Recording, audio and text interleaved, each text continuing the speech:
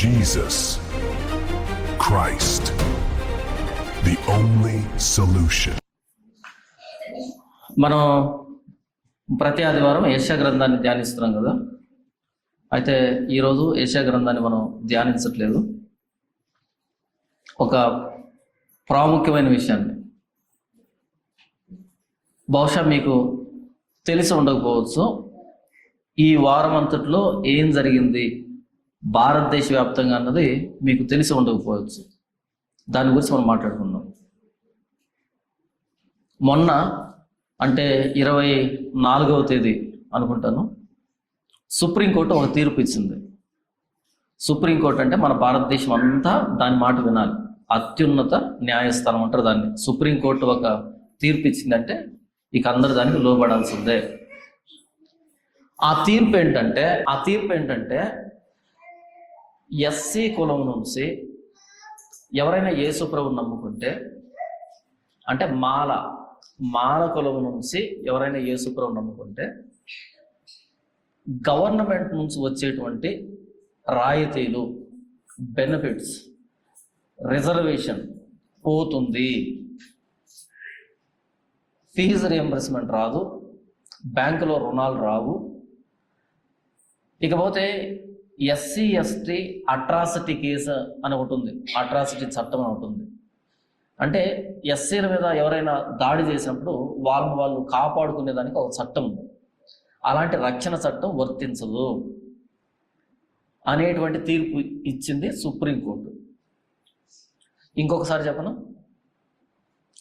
ఎవరైనా మాల కులం నుంచి యేసుప్రభువుని నమ్ముకుంటే వాళ్ళకి మాల కులానికి సంబంధించిన రిజర్వేషన్, రాయితీలు, బెనిఫిట్లు వర్తించవు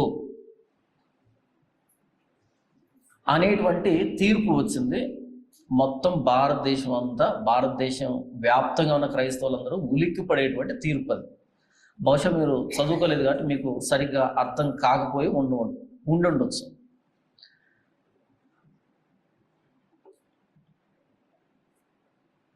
ఎక్కువ మంది యేసుప్రభువుని నమ్ముకున్నది ఎవరు అంటే ఎస్సీలే.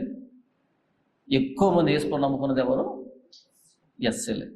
పెద్ద కులం వాళ్ళు తక్కువ మంది అక్కడక్కడ నమ్ముకుని ఉండొచ్చు, కానీ ఎక్కువ శాతం మంది, 100 మంది చర్చిలో ఉంటే 90 మంది ఎస్సీలే ఉంటారు, షెడ్యూల్డ్ క్యాస్టే ఉంటారు. ఎందుకని ఇలాంటి ఒక చట్టాన్ని తీసుకుని వచ్చారు? ప్రారంభంలోనే 1950 ఆగస్టు 10వ తేదీ ఎందుకు ఇలాంటి చట్టాన్ని తీసుకుని వచ్చారు అనంటే, యేసుక్రీస్తుని నమ్ముకొని ఎక్కువ మంది క్రైస్తవులుగా మారిపోతారేమో, మన ధర్మానికి మన మతానికి ప్రమాదం వస్తుందేమో, పరాయ మతాలు మన స్వదేశాన్ని పరిపాలిస్తాయేమో అనే ఉద్దేశంతో ఇలాంటి ఒక చట్టాన్ని తీసుకుని వచ్చారు. ఇప్పుడు 1950 ఆగస్టు 10వ తారీఖు. 1950 జనవరి 26వ తేదీ రాజ్యాంగం అమల్లోకి వచ్చినటువంటి తేదీ. గణతంత్ర దినోత్సవం అని జరుపుకుంటాం మనం రేపు జనవరి 26వ తేదీ. ఆ జనవరి నుంచి ఆగస్టు 10వ తారీఖు అంటే 7 నెలలకి ఈ కొత్త చట్టాన్ని తీసుకుని వచ్చారు. ఎవరైతే షెడ్యూల్డ్ క్యాస్ట్ నుంచి యేసుప్రభువుని నమ్ముకుంటారో వాళ్ళకి రాయితీని తీసివేయాలి అనేటువంటి ఉద్దేశంతో.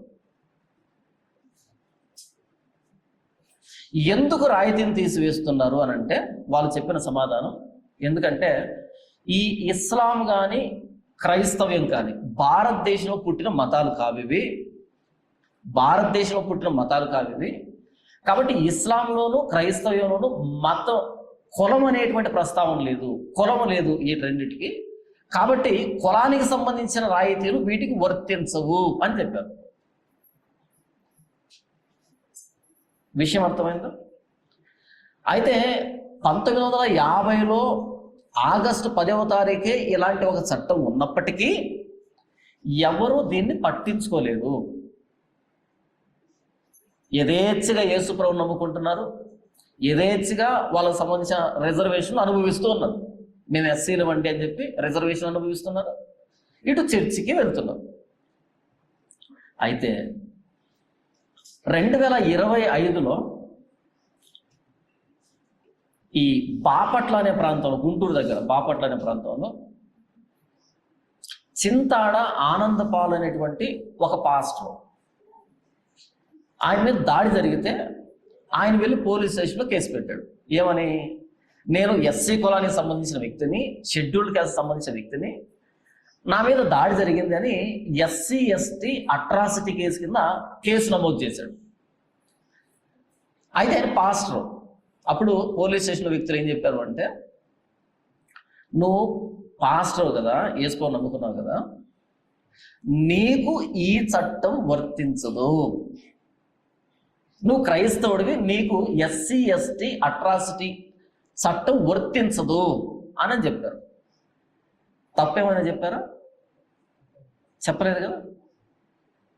ఈ చట్టాలు అనేవి రాజకీయ నాయకులకు సంబంధించినవి కాదు, వేరే వేరే వ్యక్తులకు సంబంధించినవి కాదు, ఇది సంస్థలకు సంబంధించినవి కాదు. ఇది జ్యుడిషియరీ సిస్టమ్ అమలు చేస్తారు దీన్ని రాజ్యాంగ ప్రకారం. అయితే ఆ వ్యక్తి అంతటితో మర్యాదగా ఉండకుండా ఏం చేశాడు, అక్కడే ఆ బాపట్ల దగ్గరలోనే చిలకలూరుపేట అని ఒకటి ఉంటుంది, దానికి సంబంధించినటువంటి జాషువా డేనియల్ చేగూడ్ అనే ఒక వ్యక్తి ఉంటాడు. ఎవరు వీళ్ళంటే ఎమోషనల్ బ్లాక్మెయిల్ చేసి జనాల్ని డబ్బులు సంపాదించేటువంటి వ్యక్తులు. అలాంటి వ్యక్తి దగ్గరికి వెళ్ళాడు ఈ వ్యక్తి. వెళ్ళి ఈ వ్యక్తి లా చేశాడంట, లా చదివాడంట. ఇది నా కేసు అని అంటే ఈ వ్యక్తి ఏం చేశాడంటే, లా చదివిన వ్యక్తికి తెలుసు ఈ విషయం, చిన్న విషయం ఇది. ఈ వ్యక్తి తీసుకున్న దాన్ని హైకోర్టుకు పట్టుకుని వెళ్ళాడు. పోలీస్ స్టేషన్లో కొట్టేసిన దాన్ని ఎక్కడ పట్టుకెళ్ళాడు? హైకోర్టుకు తీసుకుని వెళ్ళాడు. హైకోర్టు కూడా ఏం చెప్పిందంటే, కాదు, నువ్వు యేసుప్రభుని ఎప్పుడైతే నమ్ముకుంటావో నువ్వు షెడ్యూల్డ్ క్యాస్ట్ కిందకి రావు, కాబట్టి నీకు ఈ చట్టం వర్తించదు అని చెప్పింది హైకోర్టు. ఇంతటితో అయినా మర్యాదగా ఉండాలి వద్దా?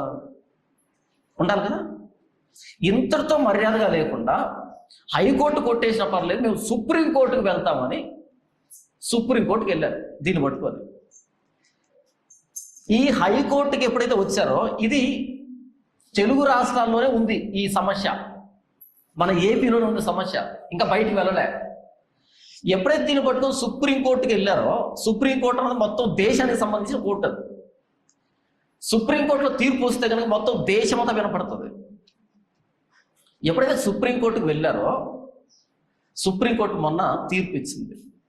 ఏదైతే హైకోర్టు తీర్పు ఇచ్చిందో దాన్ని సుప్రీంకోర్టు ఆమోదించింది. ఎప్పుడైతే సుప్రీంకోర్టు తీర్పు ఇచ్చిందో మొత్తం భారతదేశం అంతా వినపడింది మాట.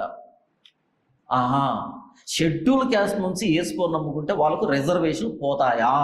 ఇలాంటి ఒక చట్టం 1950 ఆగస్టు 10వ తారీఖే రాశారా రాజ్యాంగంలో అనేది అందరికీ తెలిసిపోయింది. ఎప్పటి నుంచో క్రైస్తవ్యం భారతదేశంలో విస్తరించకూడదు, దీనికి అడ్డుకట్ట వేయాలనేటువంటి వ్యక్తులు ఎప్పటి నుంచో గోతికాడ నక్కల్లాగా కాచిపెట్టుకున్నారు కదా, వాళ్ళకిది చెవిలో తేనె పోసినట్టు అయింది. ఇంతకాలం రకరకాల దాడులు, బూతులు, రకరకాల గ్రంథాలు, రకరకాల గొడవలు, అల్లర్లు, చర్చిలను కూలగొట్టడం, పాస్టర్లను కొట్టడం, ఇలాంటివి రకరకాలు చేస్తున్నారు ఎలాగైనా దీనికి అడ్డుకట్ట వేయాలని. కానీ అడ్డుకట్ట పడలేదు దీనికి. ఎప్పుడైతే ఈ తీర్పు వచ్చిందో, ఒక చట్టం ఎలా చెప్తుందా అని రెచ్చిపోతారు. ఇక రెచ్చిపోతున్నారు, ఇంకా రెచ్చిపోతారు. చాలా మంది యేసుప్రభుని ఎందుకు నమ్ముకుంటారు అంటే, 100 మందిలో 95% మంది ఎందుకు నమ్ముకుంటారంటే, చెప్పండి ఎందుకు నమ్ముకుంటారు? ఆయన నిజమైన దేవుడు, మా పాపాలు క్షమించే దేవుడు, మేము పాపులమే, మాకు రక్షణ కావాలి అని నమ్ముకుంటారా? Option A. ఆప్షన్ బి, మా మోకాళ్ళ నొప్పులు పోవాలి, మా నడువు నొప్పులు పోవాలి, మాకు రోగాలు పోవాలి, మాకు పెళ్ళిళ్ళు కావాలి, పిల్లలు పుట్టాలి, ఉద్యోగాలు రావాలి, కోర్టులో కేసులు పోవాలి, అప్పులు పోవాలి అని నమ్ముకుంటారా?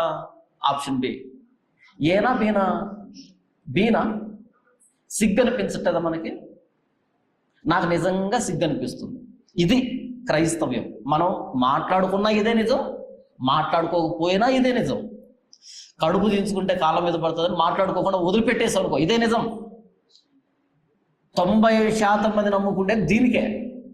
ఇక 5% ఉంటామే, 5% ఎవరైనా పొరపాటున లేదంటే మేము పాపులమే, వేసుకో మా పాపాలు క్షమిస్తాడని నమ్ముకుంటే నమ్ముకుని ఉండొచ్చేమో, ఏమో అది కూడా మనం కన్ఫర్మ్గా చెప్పలేము. ఇప్పుడు ఇలాంటి చట్టం ఒకటి వస్తే,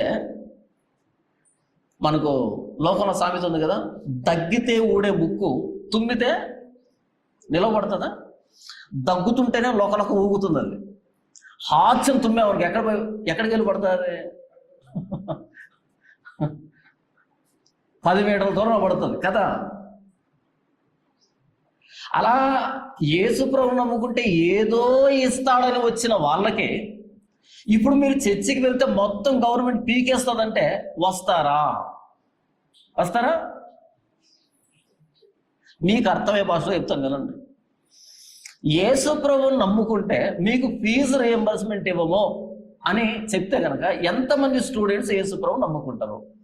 యేసుప్రభు నమ్ముకుంటే మీకు లోన్లు రావు అని చెప్తే ఎంతమంది చర్చికి వస్తారు, యేసుప్రభు నమ్ముకుంటారు? యేసుప్రభు నమ్ముకుంటే మీకు గవర్నమెంట్ ఉద్యోగాల్లో రాయితీలు ఉండవు అంటే ఎంతమంది నమ్ముకుంటారు? యేసుప్రభు నమ్ముకుంటే పలానా తీసేస్తాం అంటే ఎంతమంది నమ్ముకుంటారంటే ప్రశ్నార్థకమే. అలాంటి ఒక తీర్పు వచ్చింది ఈ గడిచినటువంటి వారంలో. మొత్తం డిబేట్లు జరుగుతున్నాయి, ఏమంటారు, ఉద్యమాలు జరుగుతున్నాయి, మొత్తం దేశం అంతా అల్లకల్లోలం అయిపోతుంది. అయితే మనం పల్లెటూరులో ఉన్నాం కాబట్టి మనకేం తెలియదు అదంతా. ఆ తీర్పు ఎలా వచ్చిందంటే, ఏ రాజకీయ పార్టీకి అందులో ప్రమేయం లేదు, ఏ సంస్థలకి అందులో ప్రమేయం లేదు. అది ప్యూర్గా రాజ్యాంగంలో నుంచి వచ్చినటువంటి తీర్పు. రాజ్యాంగానికి మనం అంతా కట్టుబడి ఉండాలి.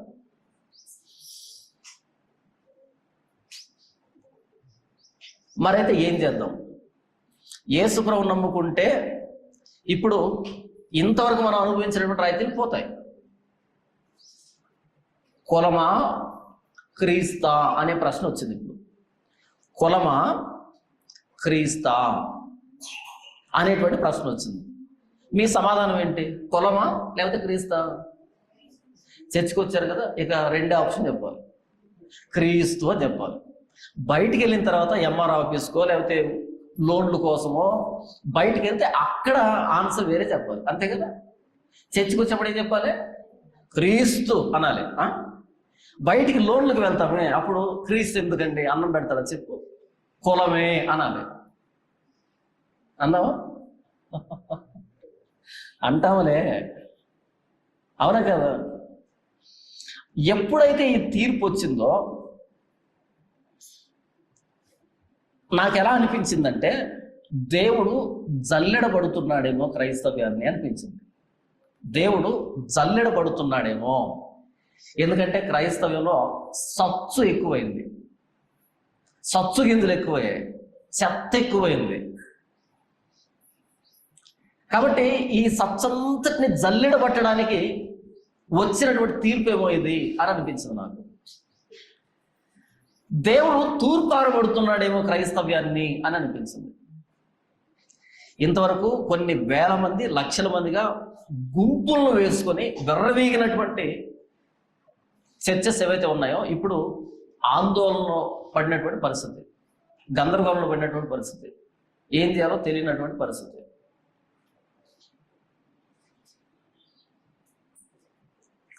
ఎందుకంటే చూడ్డానికేమో క్రైస్తవ్యం అనేది విస్తరించిపోయింది, కానీ నిజానికి బైబిల్ ప్రకారం ఆలోచిస్తే ఎక్కడో ఒకరు మాత్రమే నిజంగా బైబిల్ ప్రకారం బ్రతికే వాళ్ళు ఉన్నారు, రోషంగా బ్రతికే వాళ్ళు ఉన్నారు. కానీ మిగతా వాళ్ళంతా సెల్ఫ్ రెస్పెక్ట్ లేకుండా, ఆత్మ గౌరవం లేకుండా, ఆత్మాభిమానం లేకుండా బ్రతుకుతున్న వాళ్ళే ఎక్కువ మంది. ఆత్మాభిమానం అంటే ఏంటో చెప్తాను. ఉదయాన్నే మాట్లాడుతూ న్యూస్లో మాట చెప్పారు, ఎవరైతే యేసు ప్రభువుని నమ్ముకుంటారో వాళ్ళు ఎస్సీ హోదాను కోల్పోతారు అన్నారు. నాకు నవ్వు వచ్చింది. ఒరే, ఎస్సీ అనేది హోదానా? నీకు అర్థమవుతుందా? ఎస్సీ అనేది హోదానా? అలాంటి హోదా మాకు వద్దులే అనిపించింది మనసులో నాకు. హోదా అంట, ఎస్సీ హోదాను కోల్పోతారంట. కోల్పోతారు కాదు, ఇచ్చేస్తాం, తీసేసుకోండి, వద్దు మాకు. ఇది నిజమైన క్రైస్తవ్యం.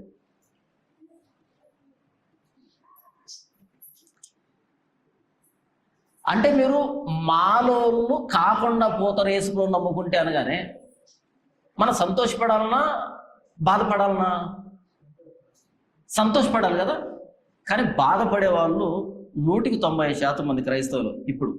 అదేంటి మమ్మల్ని మాలోళ్ళు కాదంటారేంటి అని. ఇక మనోళ్ళంతా తిరుగుబాటు చేయడం ప్రారంభించారు. ఏమని? అదెట్ట కుదురుతుందండి, మేము మాలోళ్ళం కాకుండా ఎందుకు పోతామండి, మాకెందుకు రిజర్వేషన్ వర్తించదండి అని విపరీతంగా పోరాటాలు చేస్తున్నారు. సరిగ్గా అర్థం కాదు ఏది మనకి. ఒక పట్టాన మనకి ఏమి అర్థం కాదు, రాజకీయం అర్థం కాదు, ఇటు కోర్టులు ఏం చెప్తాయో అర్థం కాదు, రాజ్యాంగం ఏం చెప్తుందో అర్థం కాదు, ఏం అర్థం కాదు మనకి. గుంపు ఏదైతే నమ్ముతుందో దాన్ని నమ్మడానికి ఇష్టపడతాం. రాజ్యాంగం ఏం చెప్పింది మనకొద్దు ఇదంతా, కోర్టులు ఏం చెప్తున్నాయి మనకొద్దు ఇదంతా.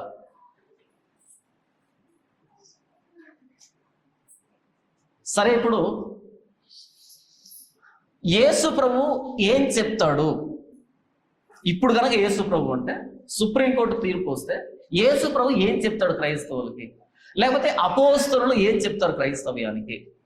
కులమా క్రీస్తా అంటే మనం దేన్ని కోరుకోవాలి? లేకపోతే మీరు మాలోళ్ళ లేకపోతే క్రైస్తవులా అంటే ఏది మనకు గౌరవాన్ని ఇస్తుంది, ఏది మనకు సంతోషాన్ని ఇస్తుంది? మీరు మాలోళ్ళ లేకపోతే క్రైస్తవులా? సమాధానం చెప్పండి. చర్చిలో ఉన్నాం కాబట్టి మేము క్రైస్తవులం అని చెప్పాలి, బయటికి వెళ్ళిన తర్వాత మేము మాలోళ్ళమే అని చెప్పాలి. ఇది అలవాటు చేసుకోండి. రోషంగా బ్రతకడం నేర్చుకోండి. మేము క్రైస్తవులమే, అంతే. ఎవరు మనం? క్రైస్తవులు. భోజనానికి లేకపోయినా ఎవరు మనం? క్రైస్తవులమే. మనల్ని చంపుతున్నా ఎవరు మనం? క్రైస్తవులమే. మనకు ఉద్యోగాలు రాకున్నా ఎవరు మనం? క్రైస్తవులమే. లోన్లు రాకున్నా క్రైస్తవులమే. ఉపాధి లేకున్నా క్రైస్తవులమే. మాలోలం కాదా? కాదా మాలోలమే? కాదు, కాకూడదు. కాదు, కాకూడదు. ఇప్పుడు బైబిల్లోకి వచ్చి బైబిల్లో కొన్ని సందర్భాలు నేను చదివి వినిపిస్తాను. ఫస్ట్ ఏంటంటే సెల్ఫ్ రెస్పెక్ట్ అనే దాన్ని డెవలప్ చేస్తున్నాం. ఆత్మాభిమానం. ఆత్మాభిమానం. ఆత్మాభిమానం అంటే నన్ను నేను గౌరవించుకోవడం, పక్కనోడు కాదు. నన్ను ఎవరు గౌరవించాలి? ఫస్ట్ నేను గౌరవించుకోవాలి. నేను మాలోని కాదు అనేది నాకు ఉండాలి, బయటోడికి కాదు. నా మాట ఎట్టుండాలి? మా నాన్న చిన్నతనంలో ఒక మాట చెప్పేవాడు. ఏం చెప్పేవాడంటే, ఎవడైనా మనల్ని ఏదైనా మాట్లాడితే నువ్వు ఎందులో గొప్ప నాకంటే అనేటట్టు మాట్లాడాలి, అనేటట్టు ప్రవర్తించాలి. నువ్వు ఎందులో గొప్ప నాకంటే, ఇది మా నాన్న నేర్పించింది నాకు. అందుకే నేను మాట్లాడేటప్పుడు కానీ ప్రవర్తించేటప్పుడు కానీ నాకంటే వీళ్ళు చాలా గొప్పోళ్ళేమో అనేటట్టు ఎప్పుడు మాట్లాడను. నాకు అది ఉండదు. దాన్ని చాలామంది అహంకారం అనుకుంటారు. కాదు, సెల్ఫ్ రెస్పెక్ట్ అది. అవతల వ్యక్తి తగ్గి మాట్లాడాడు అనుకో, గౌరవంగా మాట్లాడితే నేను కూడా గౌరవంగానే మాట్లాడతాను. అవతల వ్యక్తి కొంచెం ప్రదర్శించాడు అనుకో, వాడికి మించి ప్రదర్శిస్తాను నేను. ఎందులో గొప్ప నువ్వు నాకంటే అనేది ఉంటుంది నాకు. ఎందుకంటే నా భోజనం నేను తింటున్నాను, నా బట్టలు నేను కట్టుకుంటున్నాను, నా ఇంట్లో తింటున్నాను. నువ్వెవడు నా మీద అధికారం చెలాయించడానికి అనేటట్టు ఉంటుంది నాకు. ఒకవేళ నీ గొప్పతనం అంటే నీ ఇంట్లో పెట్టుకో, నా దగ్గరికి తీసుకుని రావద్దు. నేను లోపడను.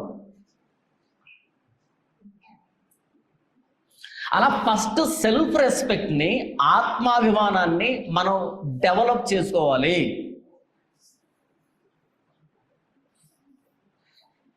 మీకు అర్థమయ్యే భాషలో చెప్తాను. మీరు ఒక షాపులోకి ఎంటర్ అయ్యారు, లేదా ఒక హోటల్లోకి ఎంటర్ అయ్యారు. ఒక హోటల్లోకి ఎంటర్ అయ్యారు మీరు. హోటల్ అంటే ఇప్పుడున్న హోటల్ కదా, పల్లెటూరులో హోటల్ ఉంటాయి కదా. ఆ పల్లెటూరులో హోటల్లో ఒక 4 కుర్చీలు ఉంటాయి, కింద గచ్చు ఉంటుంది. ఒకవైపు గచ్చు ఉంటుంది, 4 కుర్చీలు ఉంటాయి, ఒక బెంచ్ ఉంటుంది. మీరు ఆ హోటల్లోకి ఎంటర్ కాగానే ఎక్కడ కూర్చుంటారు చెప్పండి? ఎక్కడ కూర్చుంటారు?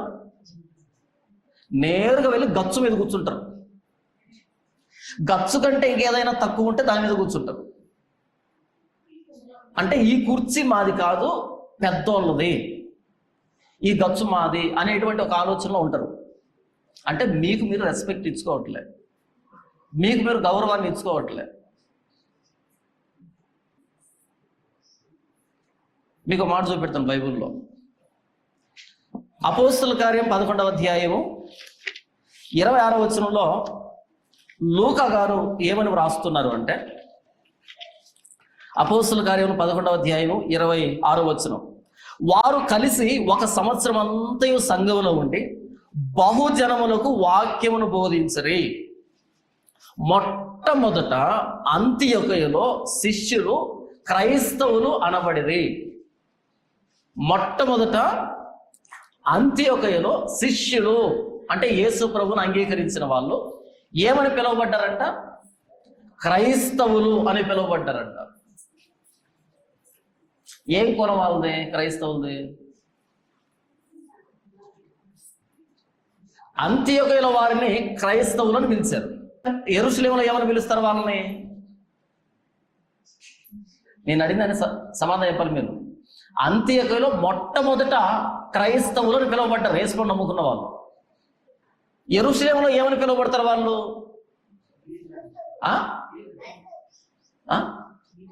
క్రైస్తవులనే పిలువబడతారు. లేకపోతే ఈజిప్ట్లో ఏమని పిలువబడతారు వాళ్ళు? మీరు చెప్తున్నారు, చెప్పట్లేదు. క్రైస్తవులనే పిలువబడతారు. యూరోప్లో ఏమని పిలువబడతారు వాళ్ళు? క్రైస్తవులనే పిలువబడతారు. ఆస్ట్రేలియాలో ఏమని పిలువబడతారు? క్రైస్తవులనే. అమెరికాలో ఏమని పిలువబడతారు? క్రైస్తవులనే. భారతదేశంలో ఏమని పిలువబడాలి? మాలోళ్ళు, అంతే కదా. ఒరే మీరు బైబుల్ చదువుతున్నారా? చదవట్లేదా? దేనికోసం ప్రాకులాడుతున్నారు? మాది క్రైస్తవ్యం, మేము Christians. For the first time అంతియొకయలో క్రైస్తవులని పిలువబడ్డారు. క్రైస్తవుడు అంటే లిటిల్ క్రైస్ట్ లేదా బిలాంగ్స్ టు క్రైస్ట్ అని అర్థం. యేసు ప్రభువు సంబంధించినోడు అని క్రిస్టియన్ అంటే, లేదా చిన్న యేసు క్రీస్తు అని అర్థం. లిటిల్ క్రైస్ట్ లేదా బిలాంగ్స్ టు క్రైస్ట్ అనే. అంత్యొకయలో క్రైస్తవులని పిలువబడితే ఇండియాలో ఎందుకని మాలోళ్ళని పిలువబడతారు? సిగ్గు అనిపించదా కొంచెం కూడా మీకు? బయట వాళ్ళగానే మాట్లాడుతుంది, చర్చికి వచ్చే వాళ్ళ గురించి మాట్లాడుతున్నాం. మళ్ళీ ఈ మధ్య ఒక దరిద్రపు పదజాలని పట్టుకొచ్చారు, దళిత క్రైస్తవులంట. ఎవడు చెప్పాడు దళితుడని క్రైస్తవుడు? ఎవడు చెప్పాడు?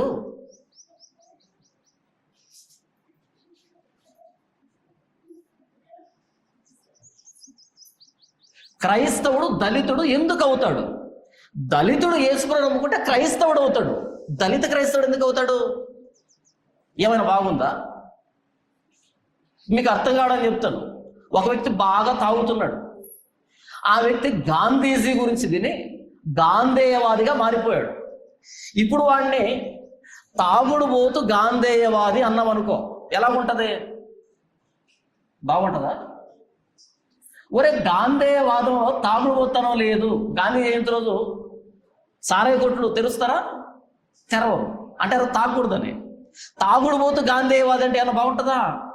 బాగుంటుందో. మరి క్రైస్తవుడు అంటే గొప్ప పేరు. అది ఈ ప్రపంచంలో ఎక్కడా దొరకనటువంటి గౌరవం. అది క్రీస్తును పోలిన వారు అని. దళిత క్రైస్తవులు ఏంటి? దళిత క్రైస్తవులు, ఉన్నత క్రైస్తవులు ఉంటారు. ఎలా? అంత్యొకయలో క్రైస్తవులు అని పిలువబడ్డారు. ఇండియాలో కూడా క్రైస్తవులు అనే పిలువబడాలి. యేసును నమ్ముకున్న వ్యక్తి మేము మాలోళ్ళం అనేదానికి ప్రాకులాడకూడదు, మేము మాలోళ్ళం కాదురా అనేదానికి ప్రాకులాడాలి. వెళ్ళాలి, ఎంఆర్ఓ ఆఫీస్కి వెళ్ళాలి. మేము మాలోళ్ళం కాదు, యేసును నమ్ముకున్నాం, మాకు క్రిస్టియన్ సర్టిఫికేట్ ఇవ్వు అని అడగాలి. అమ్మ మీకు రిజర్వేషన్ పోతాయంటే తీసుకోపో అనాలి, వద్దు అనాలి. దీన్ని సెల్ఫ్ రెస్పెక్ట్ అంటారు, ఆత్మాభిమానం అంటారు. ఇప్పుడు ఒక ప్రశ్న వస్తుంది, అన్నా నీకేంటన్నా గట్టి గట్టిగా అరిచి ప్రసంగాలు చేస్తావు? నీకు ఇల్లుంది, వాకిలుంది, కారు ఉంది, నీకు పెద్ద పెద్ద ఐఫోన్లు ఉన్నాయి, నీకు బ్యాంకులో బ్యాలెన్స్ ఉంది, నువ్వు చదువుకున్నావు, నువ్వు ఏదైనా చేసి బ్రతకగలుగుతావు, కానీ మా విషయానికి వస్తే మాకు చదువు లేదు, ఉద్యోగం లేదు, ఆస్తిపాస్తులు లేవు, ఇల్లు వాకిలు లేవు, మేమెట్ట బతకాలన్నా నీలాగే గట్టి గట్టిగా ప్రసంగాలు వింటే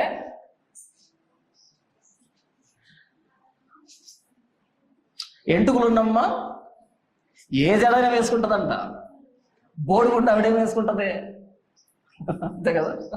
ఎంటుకులున్నమ్మా ఏ జడైనా వేసుకుంటుందంట, ఎందుకంటే ఎంట్రుకులు ఉన్నాయి, ఎంట్రుకులు లేని ఆవిడ ఏ జడ వేసుకుంటుంది. కాబట్టి అన్నవు నీకు అన్నీ ఉన్నాయి కాబట్టి నువ్వు మాట్లాడుతున్నావు, మాకు నీలాంటి పరిస్థితులు లేవు, నీలాగా నేను కూడా ఉండుంటే మేము కూడా ఎలాగ మాట్లాడుండే వాళ్ళం అనేది మీకు లోపల కనుక తడుతూ ఉంటే, నాదో ప్రశ్న. ఇప్పుడు మీరంతా మీకు చదువు లేదు, ఉద్యోగం లేదు, ఎలాంటి ఈ ఆస్తి పాస్తులు ఏమీ లేవు కదా, ఇప్పుడు నాకున్నవి మీకు లేవు కదా. నా ప్రశ్న ఏంటంటే, ఎంతకు మీకు ఇల్లు ఉందా అని. ఎంతకు మీకు ఇల్లు ఉందా? ఇల్లు పోనీ గుడిసుందా? ఏమ్మా గుడిసుందా? ఉందా?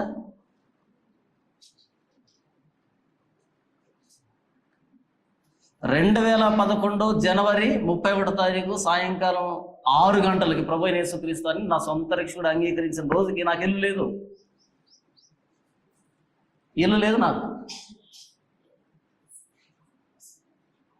ఒక పెద్ద వేప చెట్టు ఉంటుంది మా ఇంటి ఎదురుగా, అంటే ఇల్లు అంటాం, ఇల్లు లేకపోయినా ఇల్లు అంటాం కదా స్థలాన్ని. ఆ వేప చెట్టు కింద ఉన్నాం నేను, మా నాన్న, మా చెల్లి. వర్షం వస్తే పరిగెత్తుకుంటూ వెళ్ళి రామాలయంలో పడుకొని మళ్ళీ తెల్లవారేటప్పటికి ఎవరు దొరకకుండా పరిగెత్తుకుంటూ ఇంటికి వచ్చే పరిస్థితి. నేను రాయితీలు ఉపయోగించుకొని ఇంత దూరం రాలేదు, రాయితీలు ఉపయోగించుకొని ఇంత దూరం రాలేదు. నేను ఆత్మాభిమానం, సెల్ఫ్ రెస్పెక్ట్, యేసు ప్రభుని సీరియస్గా నమ్ముకున్నా. నేను ఎలా నమ్ముకున్నాను? సీరియస్గా, జోక్గా కాదు, సీరియస్గా నమ్ముకున్నాను. బైబిల్ని సీరియస్గా చదివాను, బైబిల్లో విషయాన్ని సీరియస్గా తీసుకున్నాను. నేను ఫార్మసీ చేశాను కదా, నా సర్టిఫికేట్ లేవు నా దగ్గర, నేను తీసుకోవాలి అసలు సర్టిఫికేట్లు. ఇప్పుడు సర్టిఫికేట్లు ఇచ్చారంటే నాకు ఎందుకో నాకు తెలియదు, అవి ఏం చేయాలో కూడా తెలియదు నాకు, నేను వాడుకోలే. చాలామంది అడిగారు, నీ సర్టిఫికేట్లు ఇస్తే మేము మెడికల్ షాప్ పెట్టుకుంటాం, నీకు నెలకి ఇంత అమౌంట్ ఇస్తాం అని. ముందు ఇంత అమౌంట్ ఇస్తాం, తర్వాత ఇంత ఇస్తాం అని అడిగారు. ఇంట్రెస్ట్ లేదు, వద్దు.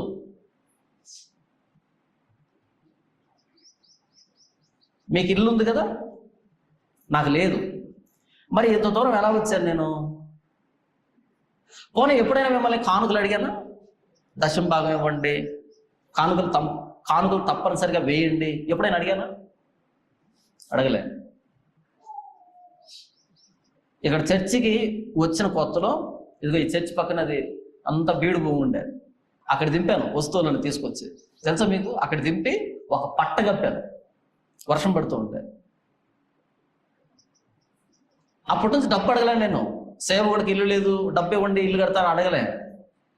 నేరుగా వెళ్ళిపోయి స్కూల్కి వెళ్ళిపోయి అడిగాను, నేను టీచర్గా పనిచేస్తాను, నేను చదువు చెప్తాను అని. అలా నేను టీచర్గా పనిచేస్తూ ఇక్కడ చర్చ నడిపించాను. దీన్ని సెల్ఫ్ రెస్పెక్ట్ అంటారు.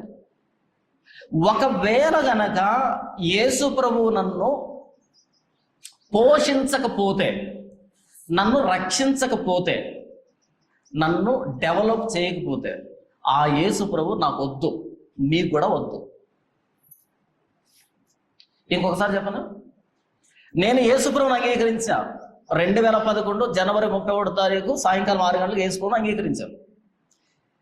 ఆయన నా సొంత రక్షకుడని అంగీకరించినప్పుడు, ఆయన కోసం నికార్సుగా నేను జీవించినప్పుడు, ఆయన నన్ను పోషించకపోతే, నాకు భద్రతను ఇవ్వకపోతే, నాకు గౌరవాన్ని ఇవ్వకపోతే, ఆ యేసు ప్రభు నాకు వద్దు, మీకు కూడా వదిలిపెట్టేశాను.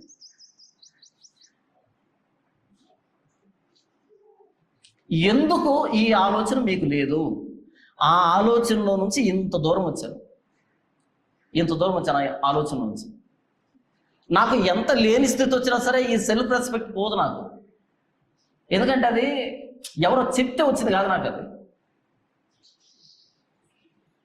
కులం గొప్పదా, క్రీస్తు గొప్పదా అంటే, కులానికి క్రీస్తు సంబంధం ఏంటి? పోలికేంటి అసలు?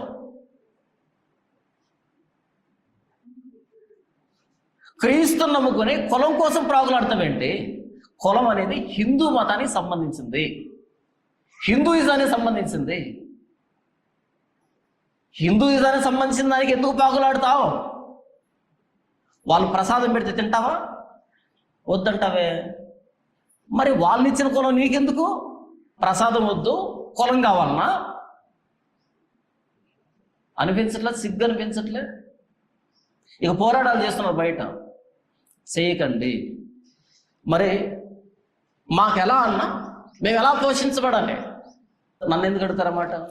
నేనా మీ రక్షణ కర్తని, మీ విశ్వాసానికి కర్తని నేనా? మీరు నమ్ముకున్నది నన్న? ఎవరు నమ్ముకున్నారు? మీరు యేసు ప్రభువుని నమ్ముకున్నారు. ఆయన అడగాలి మాకు తిండి ఎలా అని, మా బిడ్డలకు ఉద్యోగం ఎలా, మాకు ఉపాధి ఎలా అని ఎవరిని అడగాలి? క్రీస్తుని అడగాలి. అడుగుదాం ఆయన్ని, ఏమైనా చెప్తాడేమో చూద్దాం. మత్తయి సువార్త 6వ అధ్యాయము 25వ వచనం నుంచి, అందువలన నేను మీతో చెప్పున్నది ఏమనగా, ఏమి తిందుమో ఏమి త్రాగుదుమో అని మీ ప్రాణమును గూర్చేయను, ఏమి ధరించుకుందుమో అని మీ దేహమును గూర్చేయను చింతింపకుడి.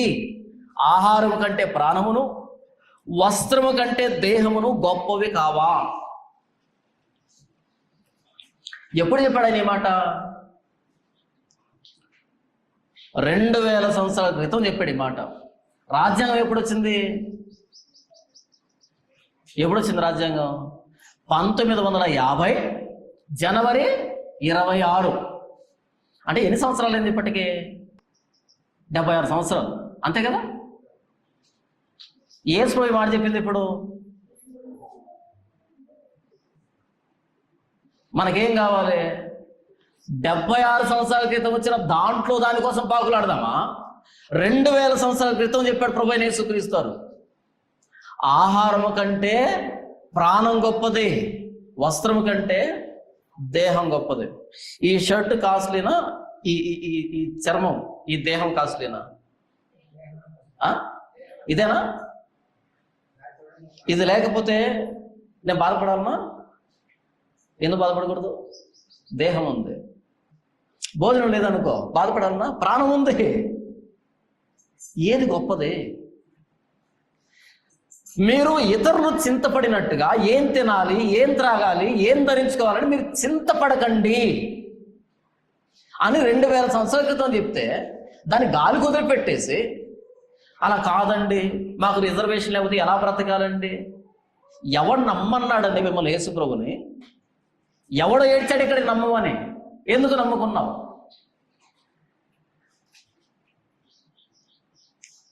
ఎందుకు నమ్ముకున్నావు యేసు ప్రభుని? ఎవడు నమ్మన్నాడు? నమ్మడం అంటే అర్థం ఏంటి? నమ్మడం అంటే అర్థం ఏంటి చెప్పండి? మీరు చింతపడకండి అన్నటువంటి మాట నమ్మాలా వద్దా? నమ్మాలి. భోజనం పెడతాడా క్రీస్తు మనకి? పెడతాడా? సువార్తలో అదే రాయబడింది. ప్రభువా సాయంకాలం అయిపోతుంది, మీరు పంపించేద్దాం, చుట్టుపక్కల గ్రామాల్లోకి వెళ్ళి భోజనం కొనుక్కుంటారు. యేసు ప్రభు అన్నాడు, లేదు లేదు మీరు పెట్టండి భోజనం. ప్రభు మేమా? వారిలో ఒక్కొక్కడు కొంచెం పుచ్చుకున్నా సరే 200 దేనారం కంటే ఎక్కువైనటువంటి ఆహారం కావాలి ప్రభువా. 1 దేనారం అంటే 1 రోజు కూలి, 200 దేనారం అంటే 200 రోజుల పాటు కూలి. అంత కూలితో కొనుక్కొని వచ్చినా సరే కొంచెం కొంచెం పుచ్చుకున్నా సరే సరిపోదు ప్రభు, అంతమంది ఉన్నారు క్రౌడు. అలాగా మీ దగ్గర ఏముంది ఇంతకి? ప్రభు 5 రొట్టెలు 2 చేపలు ఉన్నాయి, తీసుకున్నాడు. దాన్ని ఏం చేస్తా ప్రభువా? ఇలా పైకెత్తాడు, తండ్రి నీవు ఇచ్చిన ఆహారాన్ని బట్టి కృతజ్ఞతాస్తుతులు చెల్లిస్తున్నాను. ఇలా దించాడు, పంచుతున్నాడు పంచుతున్నాడు పంచుతున్నాడు పంచుతున్నాడు. తిన్నారు తిన్నారు తిన్నారు తిన్నారు. మిగిలిన గంపలను ఎత్తండి. 12 గంపలు మిగిలే. ఎందుకని? 12 మంది కదా వీళ్ళు, 12 మంది కదా, నమ్మలేదు కదా. ఒక్కొక్క గంప తీసుకొని అయిపోయిందా తినండి. నమ్మలేదు కదా, కాబట్టి ఒక్కొక్క గంప ఒక్కొక్కటి తీసుకోండి. మిగిలిన మొక్కలు 12 గంపలు ఎత్తిచ్చాడు. అలా పెట్టాడు భోజనం. అమ్మ కొంచెం సర్దుకోండి, కొంచెం చూసుకొని తినండి, మిగతా వాళ్ళకి లేదు. ఇలాంటి డైలాగులు లేవు.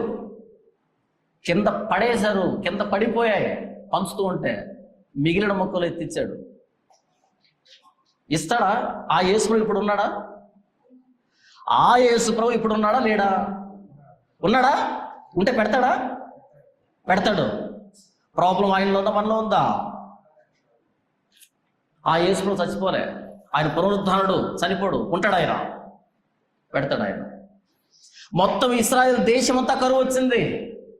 ఇశ్రాయేల్ దేశం అంతా భోజనం కోసం నీళ్ళ కోసం అలవటించిపోతున్నారు. కానీ ఒక్క ఆయన ఊర్లో లేడు. ఎక్కడున్నాడు? కేరీతు వాగు దగ్గర ఉన్నాడు. ఊరు కాదది, కేరీతు వాగు దగ్గర ఉన్నాడు. ప్రభు, కేరీతు వాగులో నీళ్లు ఉన్నాయి కానీ భోజనం ఎలా? ఆగు, వస్తుంది. అలా చూస్తే కాకులు అరుచుకుంటూ వస్తున్నాయి పైన. ఏంటి కాకులు ఎక్కడికి వెళ్తుంది? నేరుగా వచ్చి ఆయన ఎదురు కావాలి. ఒక్కొక్కటి రొట్టెను మొక్కను వదిలిపెడుతుంది, కింద మాంసాన్ని రొట్టెను వదిలిపెడుతుంది. పోనీ పొరపాటున తెచ్చి వదిలిపెట్టాయా? రేపు కూడా, ఎల్లుండి కూడా, ఎల్లుండి కూడా, ఎల్లుండి కూడా, ఎల్లుండి కూడా కేరీతి వాగులో నీళ్లు అడుగంటిపోయే వరకు రొట్టె మాంసం వస్తూనే ఉంది. ఎవరు పంపిస్తున్నారు? ఎక్కడి నుంచి పంపిస్తున్నారు? దేశమంతా ఎండిపోవచ్చు, నీకు రొట్టె మాంసం తక్కువ కాదు. ఆ ఏలియా దేవుడు చచ్చిపోలేదు. ఆ ఏలియా దేవుడు సజీవుడు. ఆ ఏలియా దేవుడు ఇప్పటికీ ఉన్నాడు. నీకెందుకు రిజర్వేషన్ అంటున్నా? ఏ రిజర్వేషన్ మీద కాకులు వచ్చాయి? కేరీతు వాగు ఎండిపోతుంది. ఏలియా బయలుదేరు, సీదోన్లో సారిపోతే ప్రాంతానికి వెళ్ళు. అక్కడ కావిని సిద్ధపరిచాను. అక్కడ పిండి అయిపోలేదు, నూనె అయిపోలేదు. 3.5 సంవత్సరం. ఏ రిజర్వేషన్ మీద? ఏ రిజర్వేషన్ మీద అయిపోలేదు చెప్పండి? సిగ్గు అనిపించట్లేదా కొంచెం కూడా? మనకు 2 చేతులు 2 కాళ్ళు ఉన్నాయి, తల ఉంది. పెద్ద కొనవాడికి 2 తలలు 4 చేతులు 6 కాళ్ళు కదా, అంతే కదా? ఎస్సీ కులం వాళ్ళకి ఎన్ని తలలు ఉంటాయి మీకు తెలుసా? తెలియదా? ఏదో చెప్పండి. ఎస్సీ కులానికి, మాల కులానికి ఎన్ని తలలు ఉంటాయి? ఒకటేనా? Very good. ఎన్ని చేతులు ఉంటాయి? 2. ఎన్ని కాళ్ళు ఉంటాయి? 2. ఇప్పుడు చెప్పండి, పెద్ద కులస్తుడికి ఎన్ని తలలు ఉంటాయి? 3 కదా? ఒకటేనా? అదేలా? మనతో సమానమా? మనకంటే ఎక్కువ కదా వాళ్ళు. 3 తలలు 6 చేతులు 16 కాళ్ళు కదా? ఇంకెందుకు నీకు రిజర్వేషను? ఇద్దరికి ఒకే తల కదా, ఎందుకు నీకు రిజర్వేషన్ అడుగుతున్నా నేను. రిజర్వేషన్ ఎందుకు ఇచ్చారు అంటే వాడితో నువ్వు ఈక్వల్ కావడానికి అని ఇచ్చారు. కింద స్టూల్ వేశారు, నువ్వు పొట్టి ఉన్నావు, ఈ స్టూల్ మీద ఎక్కితే వాడికి ఈక్వల్ అవుతావు అని. అప్పుడు వేశారు, ఓకే. ఇప్పుడు కూడా స్టూల్ కావాలన్నా? మరగుజ్జువా? ఇంక పెరగవా? మరగుజ్జువా? అప్పుడు స్టూల్ వేశారు. ఇంత డెవలప్ అయిన తర్వాత, ఇంత అధునాతనమైనటువంటి పరిస్థితులు వచ్చిన తర్వాత ఇప్పుడు కూడా స్టూల్ కావాలన్నా? మరి నీకు అప్పుడంటే తెలియదు, ఇప్పుడు తెలుసు కదా. తెలుసా తెలీదా? తెలుసు. నీకు ఒకటే తల ఉంది, వాడికి ఒకటే తల ఉంది. నీ తలలో మెదడెంత? నీ తలలో మెదడెంత? 1350 గ్రాములు. వాడి తలలో మెదడెంత చెప్పండి? 5 కేజీలా? 5 కేజీలు ఉందా? 1350. నీ తలలో మెదడు 1350 గ్రాములే, వాడి తలలో 1350 గ్రాములే. నువ్వు వాడితో ఈక్వల్ ఎందుకు కాలేకపోతున్నావు? అది నా ప్రశ్న. ఎందుకు కాలేకపోతున్నావు? అది నా ప్రశ్న. దేవుడు ఈక్వల్గా మెదడు పెట్టాడు. నువ్వేమని మాట్లాడుతున్నావు తెలుసా? నేను చిన్నోన్నని. ఎక్కడ రెస్పెక్ట్? ఎక్కడ సెల్ఫ్ రెస్పెక్ట్? ఎక్కడ? దేవుడు తన పోలిక చొప్పున తన స్వరూపమందు నరుణ్ణి చేశాడు. అందరం ఆయన స్వరూపంలో ఉన్నాం. ఎందుకు ఉపయోగించట్లేదు? డబ్బుని ఎలా మేనేజ్ చేయాలో తెలియకపోయి నీకు, ఎలా కష్టపడాలో తెలియకపోయి నీకు, ఎలా తెలివిగా ఆలోచించాలో తెలియకపోయి నీకు. ఒక ఎగ్జామ్ పెడితే నీకు ఎక్స్ట్రా రిజర్వేషన్ మార్కులు వస్తే కానీ నువ్వు పాస్ కాలేవా? వాడికి ఏ రిజర్వేషన్ మార్కులు లేకుండా వాడు పాస్ అవుతాడా? ఇది ఎక్కడ న్యాయం? ఇది ఇద్దరికి ఒకే క్వశ్చన్ పేపర్ ఇచ్చారు. పెద్ద కులవాడు అదే క్లాసులో కూర్చున్నాడు, నువ్వు అదే క్లాసులో కూర్చున్నావు. ఒకే టీచర్ బోర్డు మీద లెసన్ చెప్పా. వాడికి 45 నిమిషాలు పీరియడ్, నీకు 45 నిమిషాలు పీరియడ్. ఒకే సబ్జెక్టు, ఒకే టెక్స్ట్ బుక్, ఒకే టీచరు, ఒకే ఎక్స్ప్లెనేషను. కానీ ఇద్దరు ఎగ్జామ్ హాల్లోకి వచ్చినప్పుడు నీకేమో నువ్వు మాలకులం అంట, నీకేమో ఎక్స్ట్రా మార్కులు ఉచితంగా వేస్తే కానీ నువ్వు పాస్ కాలేమంట. వాడికి ఏమీ లేకుండా పాస్ అయిపోతాడంట. సిగ్గు అనిపించలే కొంచెం కూడా? అనిపించలేదా? నేను చదువుకునేటప్పుడు నేను దేవుడికి మొక్కుకున్నది ఏంటంటే, ఎగ్జామ్కి పోయే ముందు మొక్కుకున్నది ఏంటంటే, నాతో పాటు చదువుకున్న వాళ్ళు ఒకసారి అడిగి చూడండి, నా క్లాస్మేట్స్ ఎవరైనా తారసపడితే అడిగి చూడండి, మణికంఠ స్వామి అనే వ్యక్తి ఎలా చదివేవాడు అని. టీచర్ వచ్చి అడిగేవాళ్ళు, ఎప్పుడు చదువుతావు, ఏ టైంలో చదువుతావని. ఏం ప్రార్థన చేసుకున్నామనంటే, దేవుడికి మొక్కున్నాడు, దేవుడా ఈ టెక్స్ట్ బుక్ క్వశ్చన్లు ఉంటాయి, 20-30 క్వశ్చన్లు ఉంటాయి టెక్స్ట్ బుక్ చివరిలో. ఈ క్వశ్చన్లు కాకుండా వేరే క్వశ్చన్లు రావాలి కొత్తవి అని అడిగేవాడిని. ఎందుకని? అందరూ ఈ క్వశ్చన్కి ఆన్సర్ నేర్చుకోమని ఉంటారు, కానీ క్వశ్చన్ ట్విస్ట్ చేసి రావాలి, కొత్త క్వశ్చన్ రావాలి, ఇన్నోవేటివ్గా రావాలి క్వశ్చన్, కష్టంగా రావాలి పేపరు. మాకప్పుడు ABCD అని ఉండేటివి కోడ్. డి వచ్చిందంటే ఎవడు అటెంప్ట్ చేయలేడు, నేను దాన్ని కోరుకునేవాడిని. డి రావాలి, ఏ కాదు. ఏ అందరు రాస్తారు, బి అందరు రాస్తారు. CD వచ్చిందనుకో కష్టం, డి రావాలి. ఎందుకని? వాడు అదే ప్రశ్న సమాధానం రాసి, నేను అదే ప్రశ్న సమాధానం రాసి, మరి నా గొప్పతనం ఏంటి, నా టాలెంట్ ఏంటి? ఇలా క్వశ్చన్ పేపర్ చూస్తాను, అన్ని తెలిసినట్టు వచ్చాయనుకో బోర్ కొట్టేస్తుంది, చిచ్చి అనిపిస్తుంది, నచ్చేది కాదు. ఎవరు రాసేది క్వశ్చన్ పేపర్ అసలు అనిపించేది, అంటే ఆ కిక్ వచ్చేది కాదు రాద్దామని. వాడు రాస్తాడు, వీడు రాస్తాడు, నేను రాసేది ఏంటి అనిపిస్తుంది.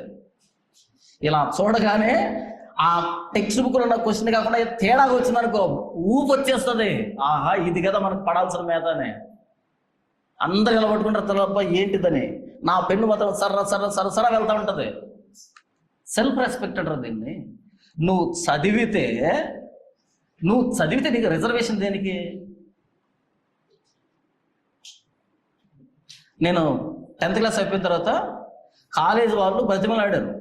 మాకు ఎన్ని కాలేజీలు ఉన్నాయి చుట్టుపక్కల అంతమంది, మా కాలేజీలో గెలుచుకుంటాం, మా కాలేజీలో గెలుచుకుంటాం, మా కాలేజీలో గెలుచుకుంటామని. రిజర్వేషన్ మీద కాదు, మెరిట్. దేని మీద? మెరిట్. మెరిట్ స్కాలర్షిప్ 2008లో టాప్ 10 తీస్తే top 1 Singanamala Manikanta Swamy. Merit scholarship 80,000.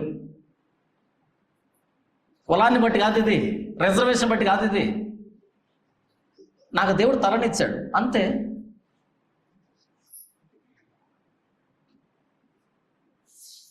నేనేమంటున్నానంటే, యేసుప్రభు నమ్ముకున్న తర్వాత సెల్ఫ్ రెస్పెక్ట్ పెరగాలి, కానీ ఇదేం పోయే కాలం మరలా వెళ్ళి మేము మాలోళ్ళమే, మేము పలానా ఎందుకు అంటున్నారు? మేము క్రైస్తవులమే, మాకొద్దు నీ రిజర్వేషన్. నీ హిందూ మతానికి సంబంధించిన, కులానికి సంబంధించిన తక్కువ జాతి వాడిని అనిపించుకునే రిజర్వేషన్ నాకు వద్దు అని ఎందుకు అనట్లేదు? ఓతకర్ర ఎవరికి కావాలి చెప్పండి? మధ్యాహ్నం అయిపోయిన తర్వాత మంచి మంచి ఊతకర్రలు ఇస్తాం మీ అందరికీ, పట్టుకుని నడుస్తారా? 2 కాళ్ళు సక్రంగా ఉంటే ఊతకర్ర ఎందుకు నీకు? రిజర్వేషన్ ఏదంతా బట్టి ఊతకర్ర.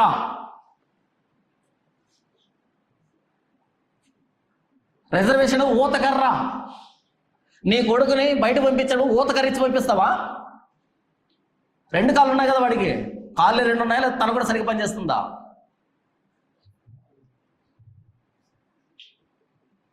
మా పిల్లలకు ఉద్యోగాలు రావంటే దత్తములని చెప్తున్నావా, అసమర్థులని చెప్తున్నావా? వాడికి ఎలా వస్తుంది, నీకెందుకు రావట్లేదు? ఎందుకు రావట్లేదు చెప్పు?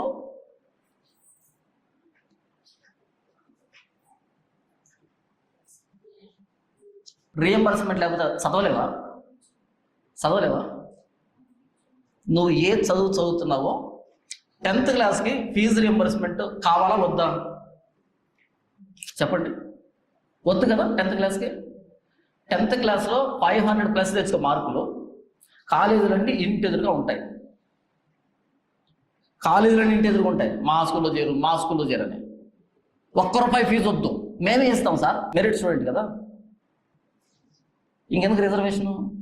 ఇంటర్మీడియట్లో టాప్ మార్కులు తెచ్చుకో, మళ్ళీ వస్తారు, మేము ఎంత ఇస్తాం, మా దగ్గర చేర్చని. రీఎంబర్స్మెంట్ ఎందుకు? అలా కాదన్నా, 10th క్లాస్లో మార్కులు రావాలి కదా, వస్తాయి. మొబైల్ ఫోన్ తీసి నీ దగ్గర పెట్టుకో, వాళ్ళకి ఇవ్వద్దు. టీవీ తీసి నీ దగ్గర పెట్టుకో, వాళ్ళకి ఇవ్వద్దు. స్కూల్లో చదువుతున్నాడు లేదా చూడు, ట్యూషన్లో పడి మొబైల్ ఫోన్లు ఇవ్వద్దు, వాడు చెప్పినట్టు ఆడొద్దు. ఎందుకు మార్కులు రావో చూద్దాం. రావా? వస్తాయి రావా?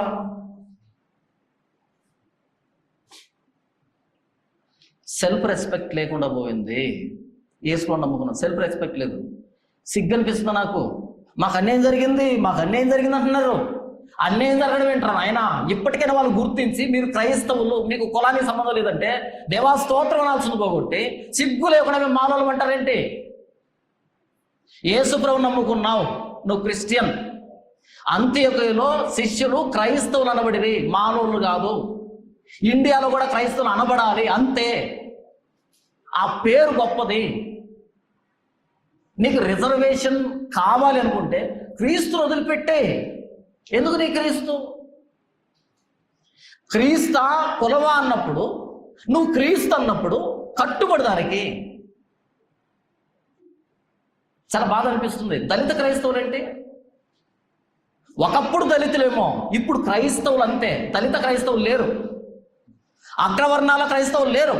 క్రైస్తవుడు అంతే, ఎప్పుడైనా క్రైస్తవుడే.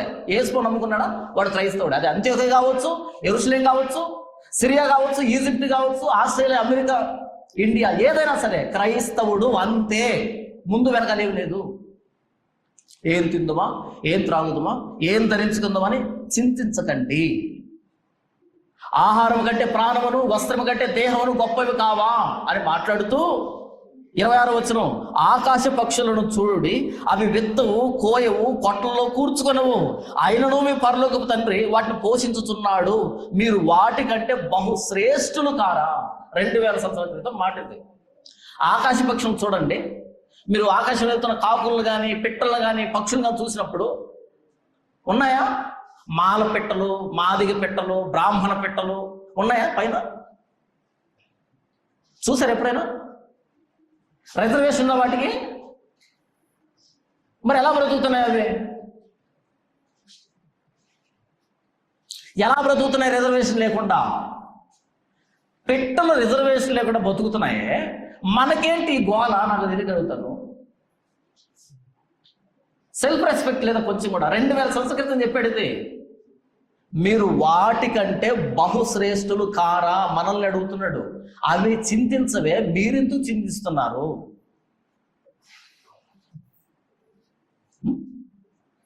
ఎంత దరిద్రమైనటువంటి వ్యక్తులు తయారయ్యారు. 27వ వచనం, మీలో ఎవడు చింతించుట వలన తన ఎత్తు మూరడు ఎక్కువ చేసుకునగలడు. వస్త్రముల గురించి మీరు చింతింపనేలా, అడవి పువ్వులు ఎలాగ ఎదుగుచున్నవో ఆలోచించుడే. అవి కష్టపడవు, వడకవు, ఆయనను తన సమస్త వైభవంతో కూడిన సొలొమోను సహితము వీటిలో ఒకదాని వలనైనను అలంకరించబడలేదు. నేడుండి రేపు పొయ్యిలో వేయబడు అడవి గట్టిని దేవుడు ఎలాగో అలంకరించినాడలా అల్ప విశ్వాసులారా, మీకు మరి నిశ్చయముగా వస్త్రములు ధరింప చేయను కదా. ఒకవేళ నీకు ఆహారం దొరకట్లేదంటే, వసతులు దొరకట్లేదంటే, అల్ప విశ్వాసులారా. నేను నమ్మాను క్రీస్తుని, 2011లో క్రీస్తు నమ్మాను. నేనేమి ఆశించాలి, నేనేం కోరుకోలే, నా పని నేను చేసుకుంటా, నేను క్రీస్తు నమ్ముకున్నాను అంతే. ఇప్పుడు నేను అనుభవిస్తున్న ప్రతిదీ దేవుడిచ్చిందే.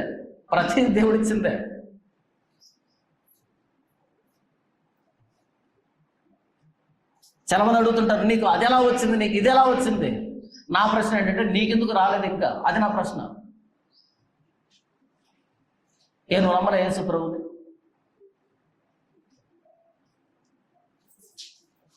నా చిన్నతనంలో, ఇప్పటి వరకు కూడా, ఈ రోజు వరకు కూడా, నా చిన్నతనంలో, అప్పటి నుంచి ఈ రోజు వరకు కూడా, నేను డబ్బు ఇలా తీసుకుంటా అంటే, చెయ్యి ఇలా పడితే ఆ చేతిలో డబ్బు నాకు పడుతుందంటే ఒకే ఒక్కడు ఆ ఇచ్చే వ్యక్తి ఎవరైనా మా నాన్న. ఇంక ఎవరి దగ్గర ఇలా చేయబెట్టలే నేను. బంధువులు వస్తుంటారు, రకరకాల వ్యక్తులు వస్తూ ఉంటారు, ఎదుగురా పట్టురా అంటారు కదా. ఎవరైనా ఊరి మీద కొత్తగా ఒక బాగా డెవలప్ అయిన వ్యక్తి లేకపోతే ఎవరు వస్తారు కదా, పిల్లలందరికీ 5 రూపాయలు 10 రూపాయలు చేతితో పెడుతూ ఉంటారు. నా చేయి పోదరా, పట్టేవాను కదా. అప్పటి నుంచి రోషం నాకు డబ్బు ఇచ్చేది అంటే మా నాన్నే. ఇలా జేబులో చేపెట్టి ఇలా లాక్కుండే పర్సన్ మా నాన్నే. ఆయన తప్ప ఇంకెవడైనా డబ్బు ఇస్తే తీసుకున్న చరిత్ర లేదు నా దగ్గర. తీసుకోను, మన దగ్గర లాగేసుకుంటాను, ఇలా గొడవ చేస్తాను, అలుగుతాను, ఏడుస్తాను. ఎందుకంటే ఆయన నాకు జన్మనిచ్చాడు, నా హక్కు అది. ఇంక ఎవరు డబ్బు ఇచ్చినా చేయబట్టేవాడు కదా నా చిన్నతనంలో. ఇప్పుడు ఆయన లేడు. పరలోకపు తండ్రి లేడా? ఉన్నాడా లేడా? ఈయన కంటే ఎక్కువ లాక్కుంటా ఆయన దగ్గర నుంచి. అడుగుతాను, నాకు డబ్బు కావాలి, నాకు అవసరాలు ఉన్నాయి, నా ఖర్చులు ఉన్నాయి, నాకు ఇవ్వు అని అడుగుతాను. మీకు లేడా ఆయన? మీకు ఇవ్వడా ఆయన? మీకు ఆ హక్కు లేదా? మరి రిజర్వేషన్ ఏంటి? కులం అనేది క్రైస్తవానికి సంబంధించిన పదం కాదు, అది హిందూయిజానికి సంబంధించిన పదం. కొంతమంది మేధావులు వచ్చారు, ఇది కుట్ర, 1950 సంబంధించి కుట్ర. ఏం కుట్ర? నీ పెండ కూడా కుట్ర. ఏం కుట్ర? నిన్ను ఎలివేట్ చేస్తుంటే, మీరు ఈ కులానికి సంబంధించిన కానీ ఎలివేట్ చేస్తుంటే, పై స్థాయి పంపిస్తుంటే కుట్ర అంటావేంటి?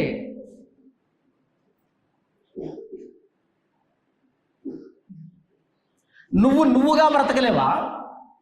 ఎవరో ఊతం ఇవ్వాలా నీకు? కుట్ర ఏంటి? కుట్ర చేసుకోమను. కుట్రలు బోల్డెని కుట్రలు చేసుకున్నారు యెరూషలేములో. సన్నిహితులైన సభ బోల్డెని కుట్రలు చేసింది. ఇక మీదట ఈ నామాన్ని బట్టి మీరు బోధించకూడదు. కుట్ర చేసిందా లేదా? ఇక మీదట ఈ నామాన్ని బట్టి మీరు బోధించకూడదు అని కుట్ర చేశారు. ఆగిందా క్రైస్తవ్యం? ఆగలేదే. చేసుకోమను కుట్రలు. కుట్ర చేస్తున్నట్టు అర్థం ఏమని? మనం పెద్దోళ్ళమని, మనం గొప్పవాళ్ళమని. మళ్ళీ కుట్ర అంటావేంటే? వాళ్ళు కుట్ర పన్నకపోతే కదా మనం ఆలోచించాలి. కుట్ర పన్నుతున్నారంటే మనం పెద్దోళ్ళమని అర్థం. వెనకాల మాట్లాడుకుంటున్నారంటే మనం పెద్దోళ్ళమని అర్థం.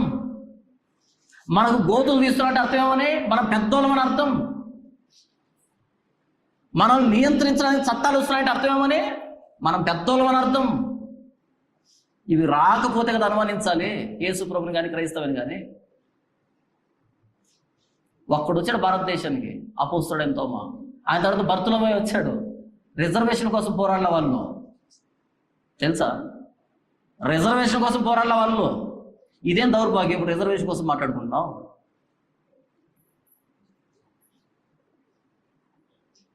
క్రైస్తవం నేర్పించింది ఏంటి? ఈరోజు మనం చేస్తుంది ఏంటి? ఆకాశ పక్షం చూడండి, no reservation, no SC ST atrocity case బతుకుతున్నాయి, భద్రంగా ఉన్నాయి. మీరు వాటికంటే బహుశ్రేష్ఠులు కారా? కాము అంటే రిజర్వేషన్ కోసం వెళ్ళండి. ఆ ప్రశ్న సిగ్గు లేకుండా మేము ఎలా బతకాలి రేపటి నుంచి? పక్షి అడగట్లేదా మాట? జంతువు అడగట్లేదా మాట? ఎలా బతకాలని? నువ్వెందుకు అడుగుతున్నావు? దిగజారిపోయావా? పరలోకపు తండ్రి లేడా? ఏలియాను పోషించిన దేవుడు ఇప్పుడు లేడా? 5 రొట్టెలు 2 చేపలు తీసుకొని 5,000 మంది పంచిపెట్టి 12 గంపలు ఎత్తించిన యేసు ఇప్పుడు లేడా? మారిపోయాడు ఆయన. 31వ వచనం, కాబట్టి ఏమి తిందుమో, ఏమి త్రాగుదుమో, ఏమి ధరించుకుందుమో అని చింతింపకుడి. అన్యజనులు వీటన్నిటి విషయమై విచారింతురు. వీటి కోసం విచారించేది ఎవరు? అన్యజనులు. క్రైస్తవులు విచారిస్తారా? విచారించరు. ఈరోజు విచారిస్తుంది ఎవరు? 32వ వచనం, ఇవన్నీ మీకు కావాలని మీ పరలోకపు తండ్రికి తెలియను. ఇవన్నీ మీకు కావాలని ఎవరు తెలుసంట? పరలోకపు తండ్రికి. ఆయన ఎప్పటి నుంచి ఉన్నాడు? 1950 నుంచి ఉన్నాడా మన పరలోకపు తండ్రి? మన పరలోకపు తండ్రి 1950 నుంచి ఉన్నాడు కదా. ఆది యందు దేవుడు భూమి ఆకాశమును సృజించెను, అంతకంటే ముందు ఉన్నవాడు. ఈ చట్టం వచ్చింది ఇప్పుడు 1950. సిగ్గు లేదు కొంచెం కూడా? చెప్పు. రాజ్యాంగం ఒక పక్కన పెట్టి బైబిల్ ఒక పక్కన పెడితే నిన్ను కాపాడేది ఎవరు? నిన్ను కాపాడేది ఎవరు? ఎస్సీ ఎస్టీ అట్రాసిటీ కేసా? ఆ చట్టం ఇది కాపాడుతుంది. ఇది కాపాడదా? 5 పిచ్చుకలు 2 కాసులు అమ్మబడతాయి. 5 పిచ్చుకలు 2 కాసులు అమ్మబడతాయి.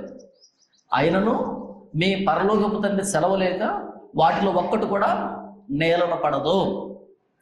మీ పరలోకపు తండ్రి సెలవు లేకుండా ఒక్కటి కూడా నేలన పడదు. ఎన్ని ఎస్సీ ఎస్టీ అట్రాసిటీ చట్టాలు అయితే దీనికి ఈక్వల్ అవుతుంది చెప్పు? నా ప్రాణం ఊరికి పోతుందా? ఎవరంటే వాళ్ళు వచ్చి కొడతారా? ఎవరంటే వాళ్ళు వచ్చి దాడి చేస్తారా? ఎవరంటే వాళ్ళు వచ్చి నా ప్రాణాన్ని తీసుకోగలరా? ఆయన అనుమతి లేకుండా కాదంట. మాకేం కావాలంట? ఎస్సీ ఎస్టీ అట్రాసిటీ చట్టం కావాలంట. బైబిల్ చదవట్లేదా? బైబిల్ ఈ మాటలు నీకు నచ్చలేదా? లేకపోతే అర్థం కాలేదా? కులమా క్రీస్తా అంటే ఎవరు? క్రీస్తు. దానియేలుని సింహ బోన్లో వేశారు, సింహాల గుహలో వేశారు. దానియేలుని బయటికి తీసుకొచ్చింది, సింహాల నోర్లు మూయించింది ఏ చట్టం? ఎస్సీ ఎస్టీ అట్రాసిటీ కదా. ఎస్సీ ఎస్టీ అట్రాసిటీ చట్టం దానియేలుని సింహాల బోన్లోంచి సురక్షితంగా బయటకు తీసుకొచ్చింది, అంతే కదా. శత్రుకు మేషకు అబేద్నెగో అగ్నిగుండంలో వేసినప్పుడు ఏ చట్టం వాటిని కాపాడింది? ఎస్సీ ఎస్టీ కదా. సిగ్గు లేదా కొంచెం కూడా బైబిల్ పట్టుకొని? మీ తల మీద వెంట్రుకలన్నీ చెప్పండి లెక్కించబడ్డాయి. మీ తల మీద వెంట్రుకలన్నీ లెక్కించబడ్డాయి. బయట మాట్లాడుతుంటారు నా వెంట్రుక పెగలేవని, అనాల్సింది మనం ఆ మాట. బయట వాళ్ళు మాట్లాడతారు నా వెంట్రుక పీకలే అంటారు కదా. ఎగ్జాక్ట్గా మాట్లాడాల్సింది అది మనమే. అది మనది డైలాగు, వాళ్ళది కాదు. సుప్రీంకోర్టు తీర్పు ఇచ్చిందంట మీకు రిజర్వేషన్ ఉండదంట అనగానే ఏం చేయాలి?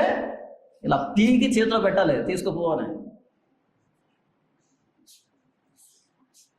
అలా చేసి చూడు ఆ రోషం ఎలాగుంటుందో. నాకు నిజంగానే ఎలా చెప్పాలి వీళ్ళకి అర్థం కావంటే.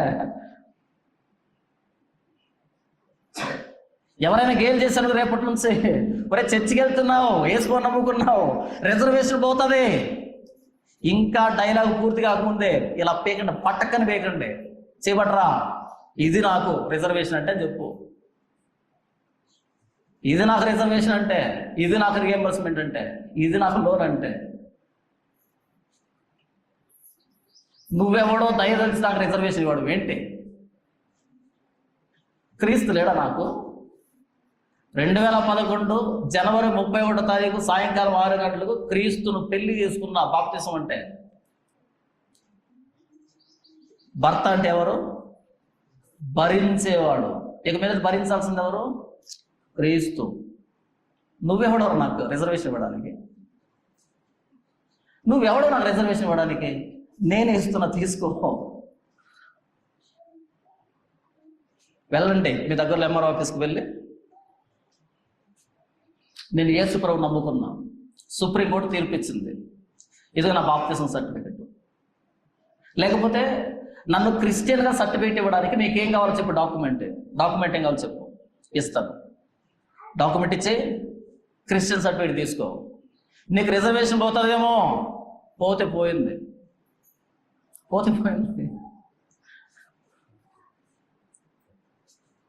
అంతే. న్యూస్ పేపర్ చదివాను.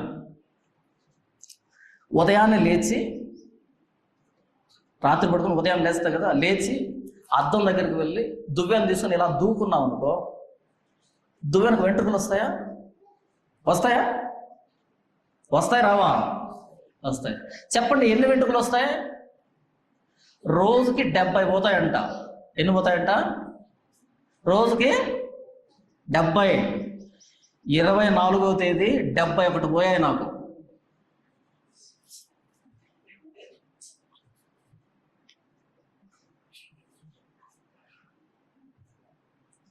అర్థం కాలే?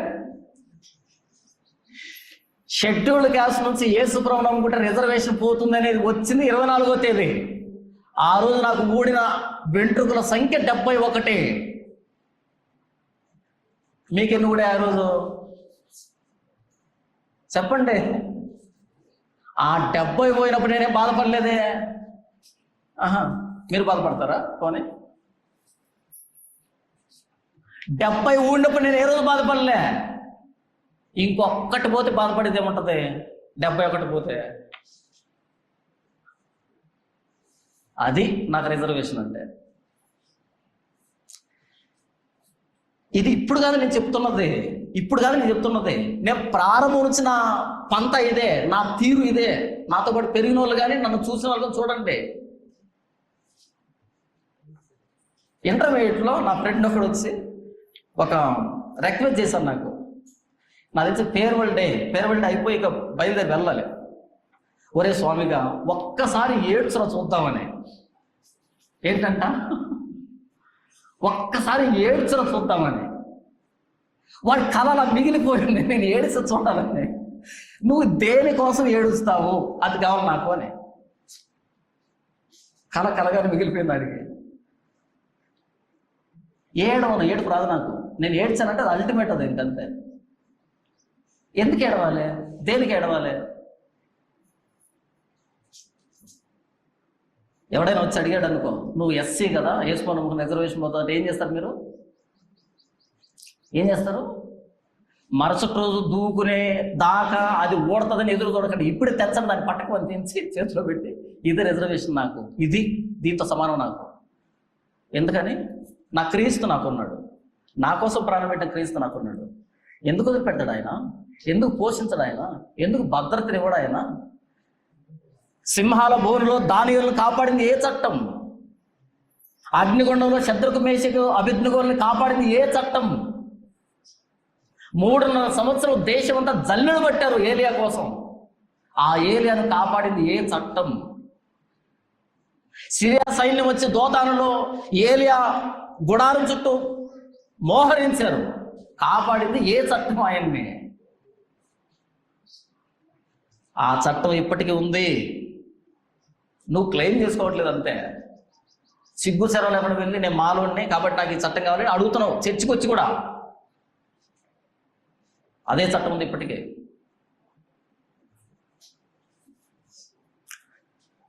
నేనేం మాట్లాడుతున్నానంటే, ఈ చట్టం వచ్చింది, ఇక క్రైస్తవం ఏమైపోతుందని బయట భుజాలు ఎగరేసి నవ్వుతున్నారు. ఎందుకంటే ఈరోజు చర్చికి ఎందుకు వస్తున్నారు? మోకాళ్ళ నొప్పులు పోతాయని, రోగాలు పోతాయని, అప్పులు పోతాయని, కలిసి వస్తుందని ఇలా వస్తున్నారు. ఇలాంటి వాళ్ళకి రాయితీలు పోతాయంటే గబుక్కుమని అటు వెళ్ళిపోతారు కదా. మొన్న డిబేట్ జరిగింది, వస్తుంది హైదరాబాద్లో. డిబేట్లో మాట్లాడుతున్నారు. ఒకప్పుడంట ఈ దళిత కులాలని గుడిలోకి రానివ్వలేదు కాబట్టి యేసు ప్రభువు నమ్ముకున్నారంట. ఎందుకు నమ్ముకున్నారంటే యేసు ప్రభువుని? గుడుల్లోకి రానివ్వలేదు కాబట్టి వాళ్ళు ఎవరు నమ్ముకున్నారంట? యేసు ప్రభు నమ్ముకున్నారంట.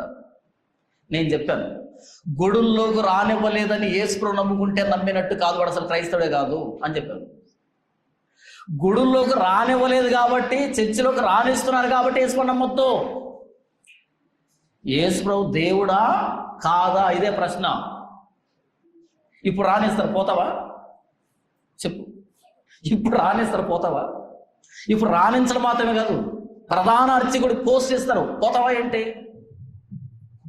క్లారిటీ ఏంటంటే ఆయన దేవుడా కాదా అంతే.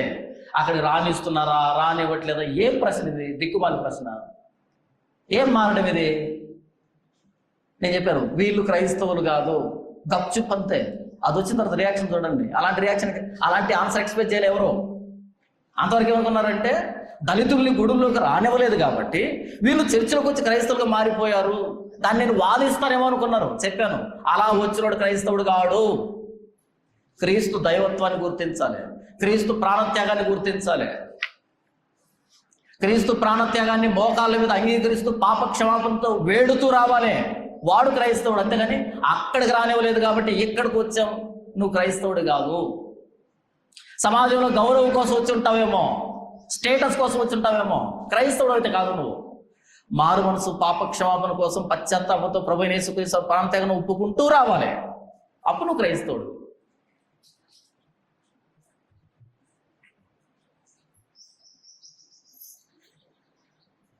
అపోస్తలుడైన పౌలు ఒక మాట మాట్లాడతాడు. ఫిలిప్పీయులకు రాసిన పత్రిక, అపోస్తలుడైన పౌలు ఫిలిప్పీయులకు రాసిన పత్రిక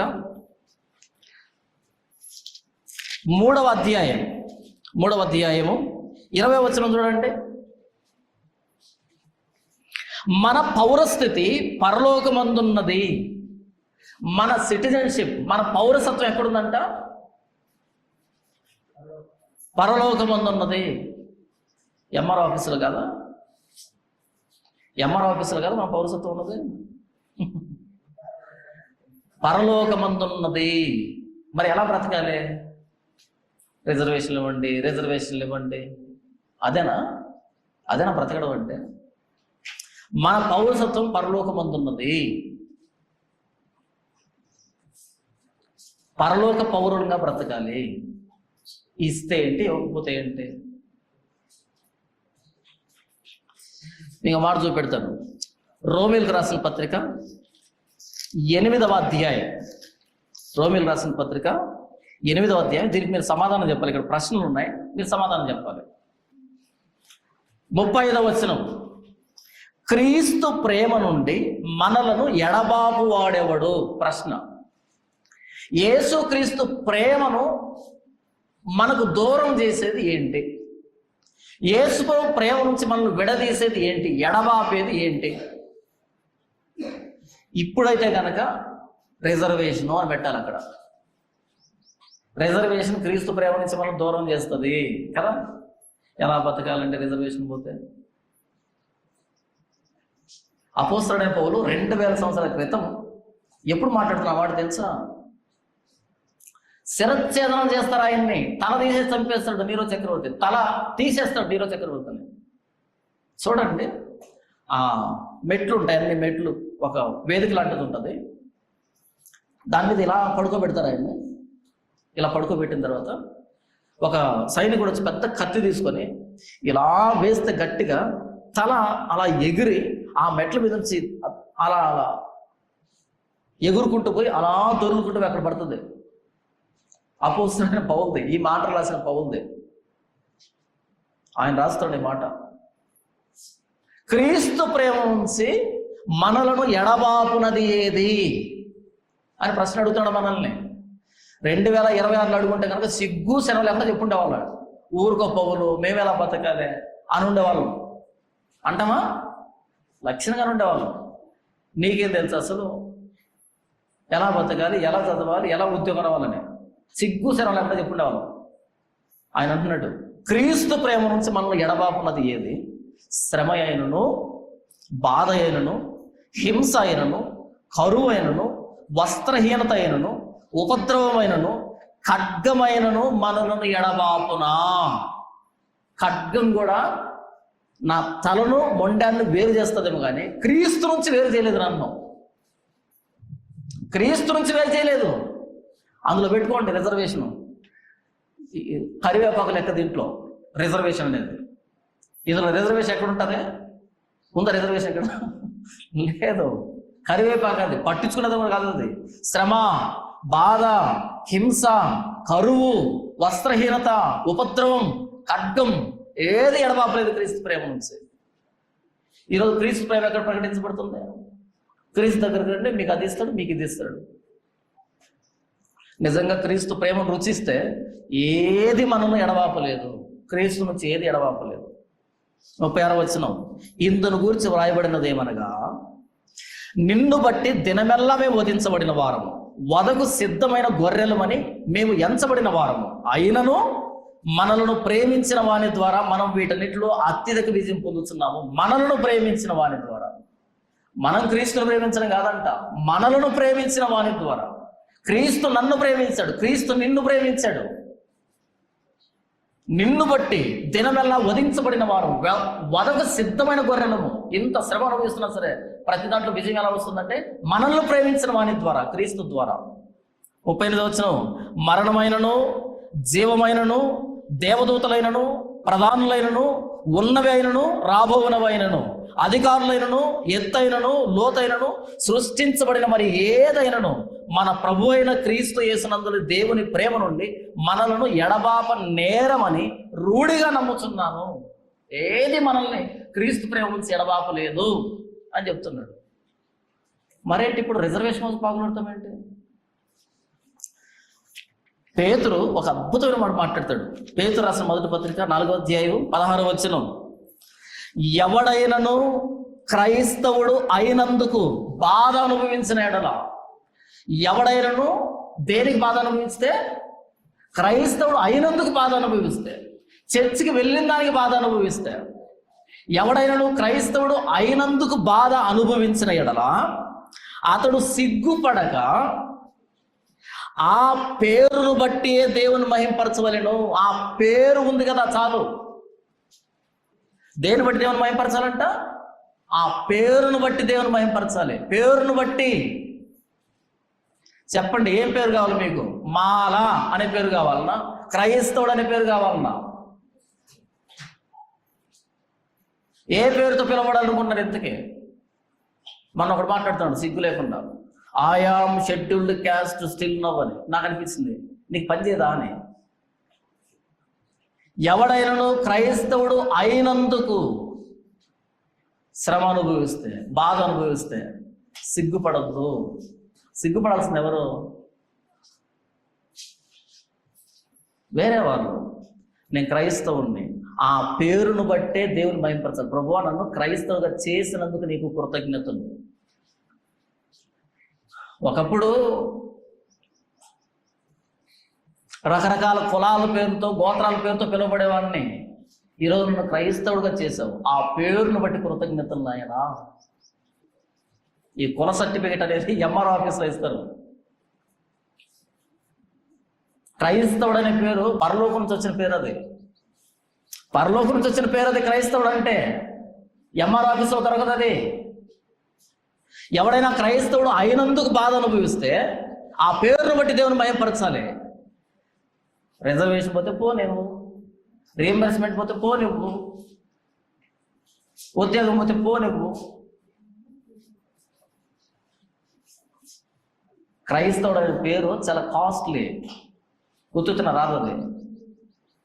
క్రైస్తవుడు అనే పేరు చాలా కాస్ట్లీ, అది చాలా ఖరీదైంది, అది గౌరవప్రదమైంది. అది ఇంకెవరికి లేదు ఆ పేరు, మనకు దక్కింది. మొదట ఈ పేరులో ఉన్న గొప్పతనాన్ని తెలుసుకుంటే మళ్ళీ ఇంకో పేరుతో పిలువబడడానికి ఇష్టపడవు. క్రైస్తవుడు అనే పేరుకి అర్థం తెలియక, దానికి ఉన్న గౌరవం, గొప్పతనం తెలియక, అది ఎంత ఖరీదైందో తెలియక, ఎంత ఖరీదైంది అది. దేవుడు తన స్వరక్తమిచ్చి సంపాదించిన తన సంఘం, ఆయన రక్తం కాలిస్తే కానీ మన క్రైస్తవులు కాలే. అంత ఖరీదైంది క్రైస్తవుడు అనే పేరు. సిగ్గు లేకుండా పోరాటం చేస్తున్నావు, సిగ్గు లేకుండా ఇంకా మాట్లాడుతున్నావు. మాకు అన్యాయం జరిగింది, మాకు అన్యాయం జరిగింది. జరగలే, ఇప్పటికి న్యాయం జరిగింది. ఇప్పటికి న్యాయం జరిగింది. మీరు క్రిస్టియన్స్, మీకు కులానికి సంబంధం లేదు అని ఇప్పుడు చెప్పారు. శబాష్, ఇది మనకు కావాల్సింది. ఇంతకాలం పలానా కులం, పలానా గోత్రం అని అక్కడ స్ట్రక్ అయిపోయాం, కన్ఫ్యూజ్లో ఉన్నాం. ఇంతకు మేము ఈ కులానికి సంబంధించిన వాళ్ళవా, చర్చికి సంబంధించిన వాళ్ళవా అని మొన్న రివీల్ అయింది. మీకు కులానికి సంబంధం లేదు, మీకు కులానికి సంబంధం లేదు. మీరు క్రిస్టియన్స్. కాల్ దగ్గరే వీరుంటే ప్రేమ విందులు ఏర్పాటు చేయి, పెట్టండి ప్రేమ విందులు. ఏమని పెడతారు బోర్డు? నేను క్రైస్తవున్నయ్యానో చనిపెట్టిన టైటిల్. నేను క్రైస్తవున్నయ్యానో చనిపెట్టిన టైటిల్. నేను ఇప్పుడు మాల కాదు, క్రిస్టియన్ అని పెట్టి టైటిల్. పార్టీ ఇవ్వు, సెలబ్రేట్ చేయి. ఎందుకు రా ఇంట్లో సెలబ్రేట్ చేస్తున్నారు? ఏమైందిరా? వాళ్ళకైనా ఉద్యోగం వచ్చిందా? వాళ్ళకైనా ప్రమోషన్ వచ్చిందా? వాళ్ళకైనా లాటరీ తగిలిందా? కాదంటండి.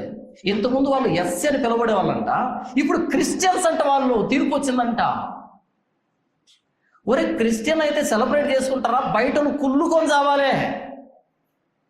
వాడేవనుకుంటాడు తెలుసా? వీళ్ళు క్రిస్టియన్ అయ్యారు, ఇప్పుడు రిజర్వేషన్ పోయిన వాళ్ళు భుజాలు ఎగరేస్తున్నారు. కానీ నువ్వు సెలబ్రేట్ చేస్తే కుళ్ళుకొని చావాళ్ళు. నీ ఇంటి మీద రాయి, బోర్డు పెట్టు, ఏమని? I was scheduled caste, now I'm Christian. రాయ్, బోర్డు పెట్టు బ్లాక్ కలర్లో. I was scheduled caste, black కలర్లో రాయి. రెడ్ కలర్ ఏం రాస్తాం? నవ్ ఐ ఆమ్ క్రిస్టియన్ అని రెడ్ కలర్లో రాయి. ప్రతి క్రిస్టియన్ ఇంటి మీద బోర్డు ఉండాలి, కుళ్ళుకొని రావాలి. కొన్ని షెడ్యూల్ క్యాస్ట్ నుంచి వీళ్ళు ఎస్కేప్ అయిపోయారా అని కుళ్ళుకోవాలి వీళ్ళు. అర్థమైందని చెప్పింది? కుళ్ళుకోవాలి అంటే వీళ్ళు ఇప్పుడు షెడ్యూల్ క్యాస్ట్ కాదు, షెడ్యూల్ క్యాస్ట్ కాదు, నేను క్రిస్టియన్. ఇప్పుడు ఒకప్పుడు షెడ్యూల్ క్యాస్ట్ని, నవ్ ఐ యామ్ క్రిస్టియన్. కుళ్ళుకోవాలి. పెట్టు, పార్టీ పెట్టు. ప్రతి సంవత్సరం మార్చి నెల 24వ తేదీ ఫంక్షన్ పెట్టి మీ ఇంట్లో ఏమని పెడతావు? నేను క్రిస్టియన్గా ధృవీకరించబడిన రోజు ఇది, సుప్రీంకోర్టు తీర్పిచ్చిన రోజు ఇది. సెలబ్రేట్ చేయి. ప్రతి సంవత్సరం మార్చి 24 సెలబ్రేట్ చేయి. తెలియాలి ఆ చుట్టుపక్కల గ్రామాలన్నిటికీ. ఒరే, వాడు బర్త్డే చేసుకోడు, మ్యారేజ్ డే చేసుకోడు, ఇంక ఏ డే చేసుకోడు, కానీ ఒక్కడే మాత్రం జరుపుకుంటాడు. ఏ డే జరుపుకుంటాడు? మార్చి 24 నేను క్రైస్తవుడిగా చట్టబద్ధంగా ధృవీకరించబడిన రోజు. పెడతారా? ఎక్కడ ఏడ్చి వస్తూ ఉంటే కులుకొని. రోషం లేదు, సిగ్గు లేదు, సెల్ఫ్ రెస్పెక్ట్ లేదు. ప్రభువు చెప్పి 2000 సంవత్సరాలు అవుతూ ఉంటే, మొన్న 70 సంవత్సరాల క్రితం వచ్చిన దీంట్లో ఏదో మాట్లాడితే దీనికి నొచ్చుకుంటున్నావు అంటే నీకేం అర్థమయ్యాడు క్రీస్తు? ఏం అర్థమయ్యాడు నీకు క్రీస్తు అసలు? రాయ్. ప్రతి ఎస్సీ కులం నుంచి వేసుకొని నమ్ముకున్న ప్రతి వ్యక్తి నవ్ ఐ యామ్ క్రిస్టియన్ పెద్ద బోటు వేయి.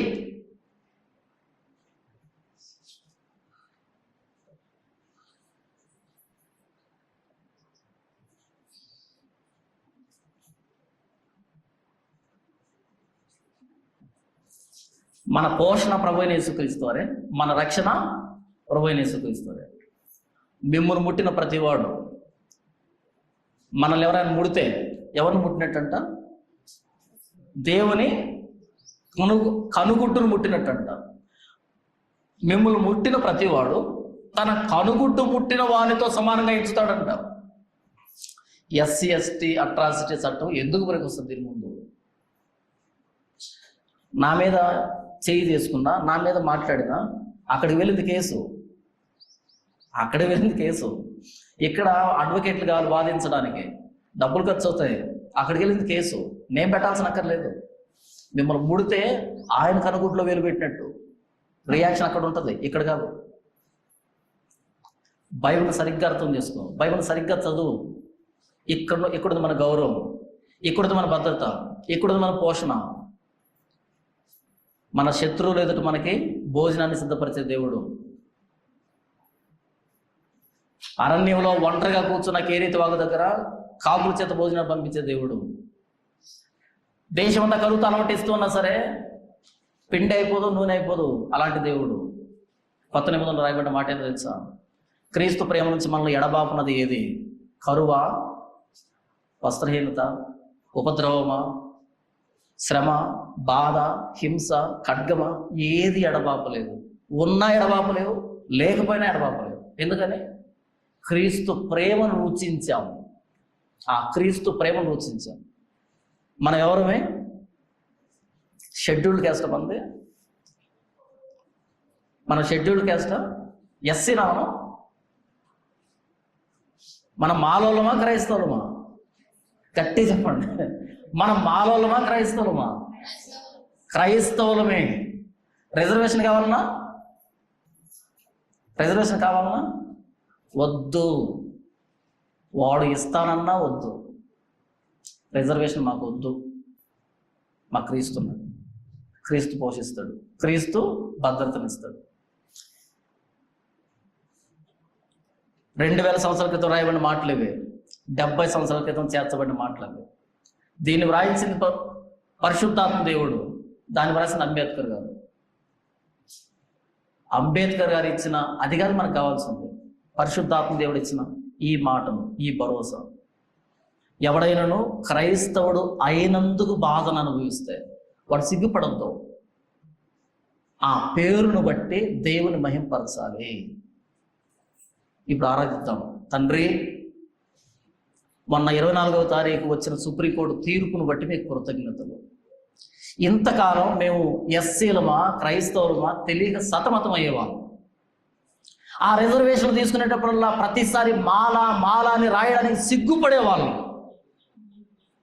ఆ లోన్ల కోసం వెళ్ళేటప్పుడు మీ కులానికి సంబంధించిన లోన్ ఏదని చెప్పినప్పుడు తలదించుకునే వాళ్ళం, తక్కువ కులం వాళ్ళం అని. కానీ మన సుప్రీంకోర్టు తీర్పుతో మా తలనెత్తినందుకు మీకు కృతజ్ఞతలు. మీరు కులానికి సంబంధించిన వాళ్ళు కాదు, మీరు క్రైస్తవులు, మీకు కులం లేదని అత్యున్నత న్యాయస్థానం చేత మీరు పలికించిన విధానాన్ని బట్టి మీకు వందనములు, కృతజ్ఞతలు. మీరు చర్చికి వెళ్తే రాయితీలు పోతాయని బయట నవ్వుతున్నారు, కానీ ఆ పేరును బట్టి మిమ్మల్ని మహింపరచాలన్న లేఖనాన్ని బట్టి మీకు కృతజ్ఞతలు. ఈ సిగ్గుపడే విషయం కాదు, సంబరం చేసుకునేటువంటి సమయం అని వాళ్ళు తెలియజేసేందుకు మీకు కృతజ్ఞతలు.